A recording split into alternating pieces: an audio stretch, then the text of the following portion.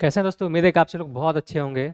तो हम लोग आज ये डेमो क्लास है साइंस का, इसे हम लोग देखने वाले हैं। इसमें हम लोग बेसिक इन्फॉर्मेशन देखेंगे, क्या साइंस है, क्या क्या साइंस में होते हैं, किस तरह से इसे पढ़ना है। तो सब कुछ हम लोग इसे बेसिक से स्टार्ट करेंगे, क्योंकि आप लोग को मैंने पहले बताया था कि ये जो क्लास है वो बिल्कुल बेसिक से एडवांस तक जाएंगे।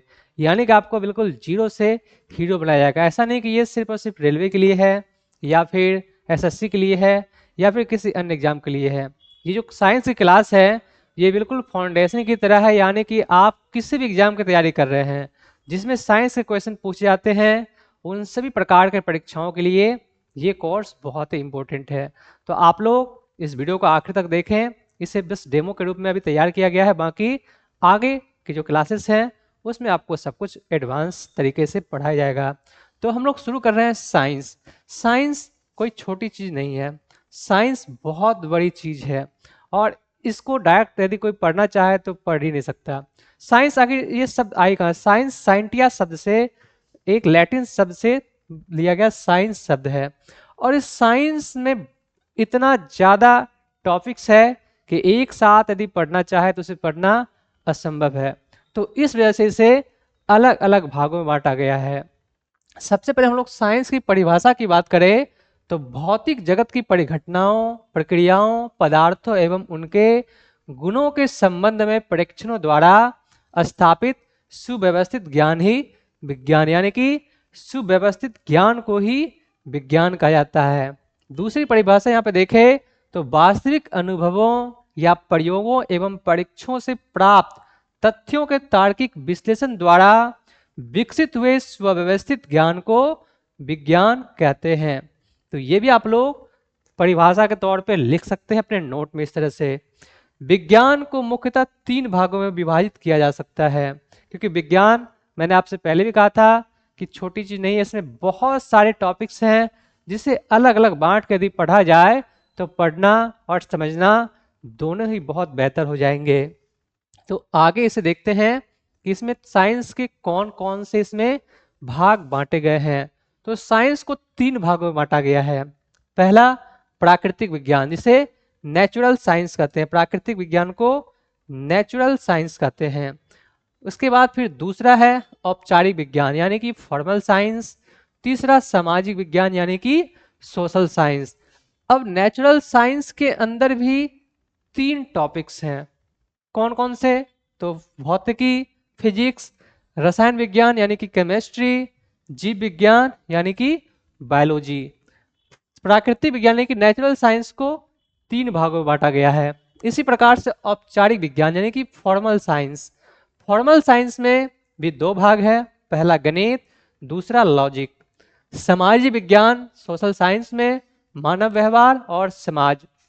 तो हम लोग का जो ये इस फाउंडेशन बैच में हम लोग पढ़ने वाले हैं इन तीनों को, यानी कि भौतिकी, रसायन और जीव विज्ञान। तो हम लोग स्टार्ट करेंगे इसे पढ़ना बिल्कुल बेसिक से एडवांस, यानी कि इस कंप्लीट कोर्स को देखने के बाद आपके साइंस का जो डर है आपके मन में वो सब निकल जाए। क्योंकि यहाँ पे जो एग्जाम में इस तरह से क्वेश्चन पूछे जाते हैं, इस सब चीज को देखते हुए इसे तैयार किया गया है। तो प्राकृतिक विज्ञान, सबसे पहले इसे हम लोग समझते हैं। तो प्राकृतिक विज्ञान विज्ञान की वह शाखा जो प्राकृतिक परिघटनाओं का विवरण, व्याख्या एवं भविष्य कथन, अवलोकन एवं अनुभव जन्य साक्ष्यों के आधार पर करती है, इसे हम लोग प्राकृतिक विज्ञान यानी कि नेचुरल साइंस कहते हैं। असल में विज्ञान शब्द का प्रयोग प्राकृतिक विज्ञानों के लिए ही किया जाता था। विज्ञान का पहले किसे नाम से जानते थे हम लोग? प्राकृतिक विज्ञान के नाम से इसे जाना जाता था। प्राकृतिक विज्ञान की 3 शाखाएं हैं। कौन कौन सी? भौतिकी, फिजिक्स, रसायन विज्ञान में केमिस्ट्री, जीव विज्ञान में बायोलॉजी। आगे हम लोग देखते हैं इसमें भौतिकी जनक। अब भौतिकी से हम लोग शुरुआत कर रहे हैं। सबसे पहले स्टार्टिंग इस डेमो में देखेंगे हम लोग भौतिकी विज्ञान यानी कि फिजिक्स, उसके बाद फिर नेक्स्ट में हम लोग देखेंगे केमिस्ट्री, फिर आगे बायोलॉजी, फिर उसे हम लोग topic wise, chapter wise complete course को खत्म करेंगे।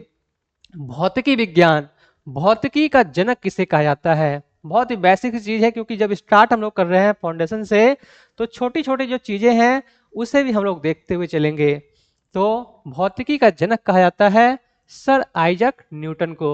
पूछ ले कि भारत में भौतिकी का जनक किसे कहा जाता है, तो भारत में भौतिकी का जनक कहा जाता है डॉक्टर सीवी रमन को। अब पूछ ले कि रसायन विज्ञान का जनक किसे कहते हैं, तो रसायन विज्ञान का जनक कहते हैं एंटोनी एल लेबोजियर को। जीव विज्ञान का जनक अरस्तु को। ये सब छोटी छोटी बेसिक इंफॉर्मेशन है जो कि डायरेक्टली एग्जाम में क्वेश्चन पूछे जाते हैं। शुरुआत हम लोग कर रहे हैं भौतिकी से, फिजिक्स से। फिजिक्स है क्या? फिजिक्स शब्द ग्रीक भाषा से लिया गया है जिसका अर्थ है प्रकृति या प्राकृतिक चीजें। इसका अर्थ क्या होता है? प्रकृति या फिर प्राकृतिक चीजें। कोई भी चीज, कुछ भी हम लोग कर रहे हैं सिर्फ फिजिक्स है। कुछ भी ये इसे हम लोग लिख रहे हैं यहाँ पे, ये भी फिजिक्स है। चल फिर रहे हैं, ये भी फिजिक्स है। कोई बल्ब जल रहा है तो ये भी फिजिक्स है। आगे कैमरा लगा हुआ, कैमरा चल रहा है, ये भी फिजिक्स है। यानी कि सब फिजिक्स के अंतर्गत ही ये सभी कार्य हो रहे हैं। अब हम लोग बात करें इसमें भौतिकी की परिभाषा की, तो प्रकृति के मूलभूत नियमों का अध्ययन एवं तरह तरह की प्राकृतिक परिघटनाओं में उनकी अभिव्यक्ति के अध्ययन को भौतिकी कहा जाता है। ऐसा आप लोग नोट बना के लिख सकते हैं, क्योंकि नोट बहुत अच्छे तरीके से आप लोग तैयार कीजिए ताकि एग्जाम के दौरान रिवीजन करने में आपको बहुत आसानी हो। अध्ययन की सुविधा के लिए भौतिकी को निम्नलिखित भागों में बांटा जा सकता है। भौतिकी को पढ़ने के लिए भी अलग अलग टॉपिक में बांटा जाता है ताकि आसानी से समझना हो और पढ़ने में भी कोई दिक्कत ना हो। तो इसे हम लोग यांत्रिकी, उष्मा, तरंगति, ध्वनि, प्रकाशिकी, विद्युत धारा एवं विद्युत चुंबकत्व, आधुनिक भौतिकी, इन सभी भागों में बांटकर पढ़ते हैं ताकि पढ़ना थोड़ा आसान हो जाए। भौतिकी का अध्ययन प्रारंभ करने से पहले हमें यह जान लेना आवश्यक है कि भौतिकी में जिन परिघटनाओं, वस्तुओं का, पदार्थों का अध्ययन किया जाता है उनके भौतिक गुणों को भौतिक राशियों के रूप में अभिव्यक्त करते हैं। इसे आप लोग पॉइंट बना के अपने कॉपी में लिख सकते हैं नोट में। भौतिक राशियां यानी कि फिजिकल क्वांटिटीज, ये आखिर होती क्या है? तो किसी द्रव्य की सही स्थिति या उचित मात्रात्मक स्थिति या किसी परिघटना में सटीक व्याख्या के लिए जिन पदों का उपयोग किया जाता है उन्हें भौतिक राशियां कहते हैं।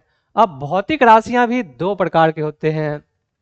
कभी कोई क्वेश्चन पूछे जाते हैं कि भौतिक राशि कितने प्रकार के होते हैं, तो भौतिक राशि दो प्रकार के होते हैं। कौन कौन से? तो भौतिक राशि सबसे पहले अधिक राशि यानी कि स्केलर क्वांटिटीज, और दूसरा सदिश राशि यानी कि वेक्टर क्वांटिटीज। तो इन दोनों को हम लोग अच्छे समझेंगे क्योंकि एग्जाम में इन दोनों से रिलेटेड क्वेश्चन पूछे जाते हैं और आगे भी हमेशा पूछे जाएंगे। इनसे क्वेश्चन होते ही होते हैं, तो हम लोग इसे अच्छी तरीके से समझते हैं। सबसे पहले हम लोग समझते हैं अदिश राशि को, स्केलर क्वांटिटीज को। तो वे भौतिक राशियां जिन्हें व्यक्त करने के लिए केवल परिमाण की आवश्यकता होती है उसे हम लोग अदिश राशि कहते हैं। इन राशियों के साथ कोई दिशा नहीं होती है, जैसा कि साफ देखने से लग रहा है। अदिश राशि, अदिश राशि यानी कि इसमें राशि यानी ये राशि है, इसके साथ दिशा की कोई आवश्यकता नहीं है, इस वजह से इसे अदिश राशि कहते हैं।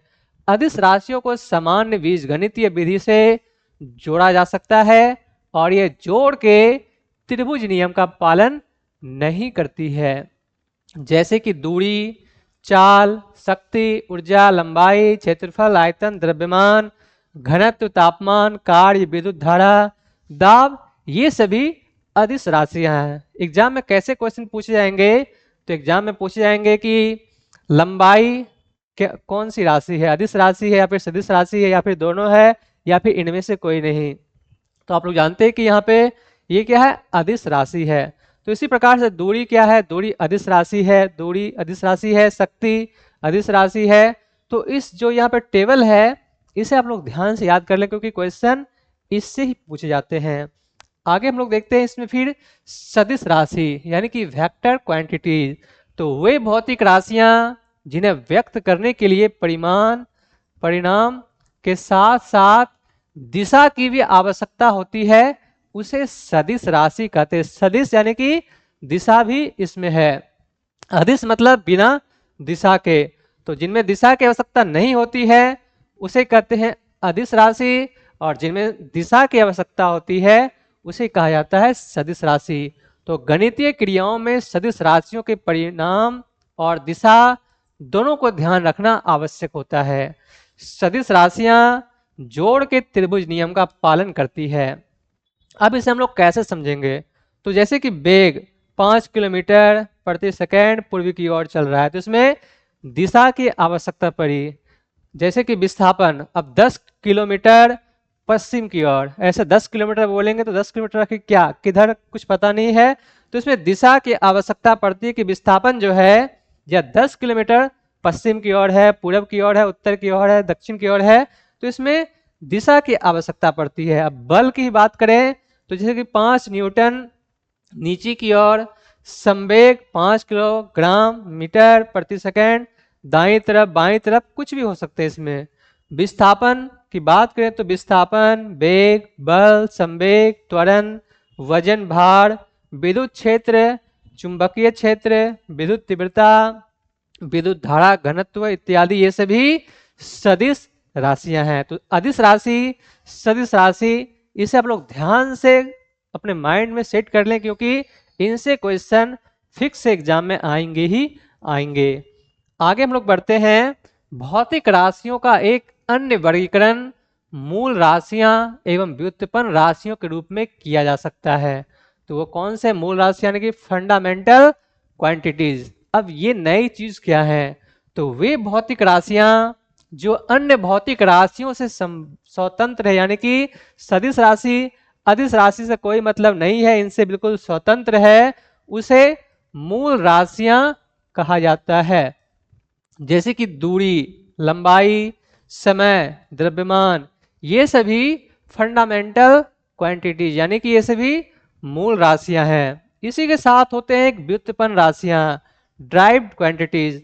तो वे भौतिक राशियां जो एक या एक से अधिक मूल राशियों पर निर्भर है, उसे व्युत्पन्न राशियां कहते हैं। जैसे कि अब ये यहाँ पे चाल है, तो चाल के लिए ये सदिश राशि से भी जुड़े हुए हैं, अदिश राशि से भी जुड़े हुए हैं, इसमें दोनों की आवश्यकता है। तो इस वजह से इसे व्युत्पन्न राशियां हम लोग कहते हैं। चाल जैसे कि दूरी और समय पर निर्भर, ये दूरी पर भी निर्भर है और समय पर भी निर्भर है। तो वे भौतिक राशियां जो एक से अधिक मूल राशियों पर निर्भर है, उसे व्युत्पन्न राशि कहते हैं।